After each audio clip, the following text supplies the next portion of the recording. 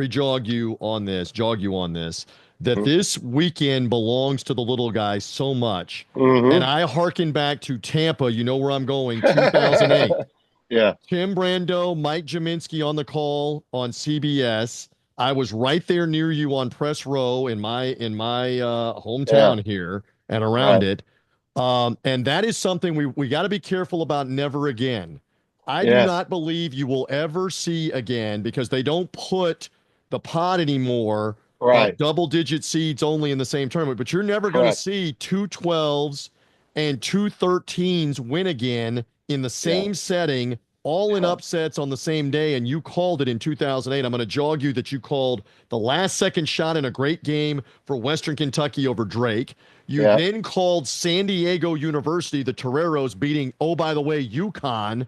Right. Then you called Siena with an upset win, I believe, over Vanderbilt. And you Correct. called Villanova in the upset, I think, over Clemson. There was a Yeah. 12 versus 5. You called four different 12s or 13s winning in the same building on the same day. And in Yeah. three of the cases, we're talking about Western Kentucky, San Diego University, and tiny Siena in Albany, New Yeah. York. My friend, that is a buffet of the little guy getting it done, and you had it in one day in Tampa Bay. That's Yeah. what this is all about. Yeah. That was a broadcasting DiMaggio record. It may never be broken. Right. It really was. And you know what I was doing a week before that same year? I was doing a game at the SEC tournament where a tornado hit, and we had a miracle three that helped save probably thousands of people from being on the streets.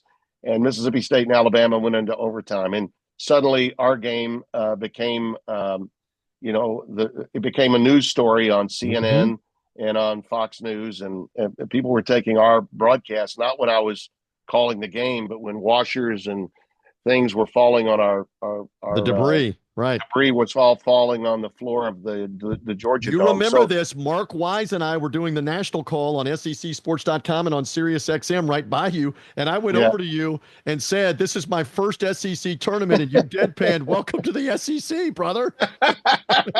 Was crazy yeah, that night. That was it, the it week was. before. That was the week before. You're right. Yeah, and ironically, it was the very next year in 2009 when the company I was doing the SEC for at that time, Raycom Sports, left the SEC, and that so Tom Hammond and I closed down the SEC on syndicated television the following year, and then 10 years later, Jaminski and I closed down Raycom and their 37-year connection to the ACC. Because the ACC network was coming into vogue. So the memories, I tell people, I've taken leagues like the USFL into bankruptcy, and I've helped close down networks covering events. sometimes things just go away from you, TJ. It's like you.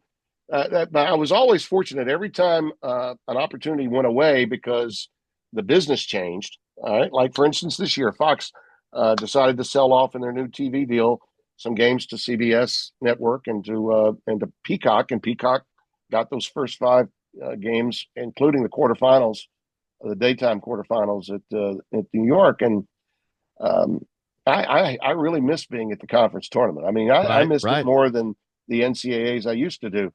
But I always think that with every door that closes, another door. Um, um, Donnie Marshall and I are going to go to Vegas, and we're going to have these games on. They're all going to be the fun part about it. And there are some teams that are sub 500, but they all have stories. But the fun thing about it is people this time of year when basketball's not being played in the NCAAs, they want to watch basketball. That's why the NIT still exists, and it's why the Crown was invented. And all of our games will be in Vegas at one location, 16 teams, and it'll all be played between March 31st and April 6th. So all those games are played after the regional finals are done, and there's nothing but hype for those games all week. At some point, people want to watch some ball, Of and course. so that's what Fox is going to provide them with.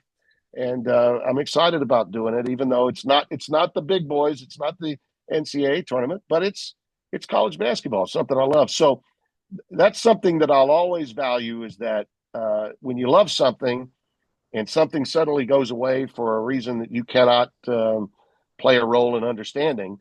You just have to hope and pray that something else will open up. And lucky for me, that's always been the case. I've led a blessed life.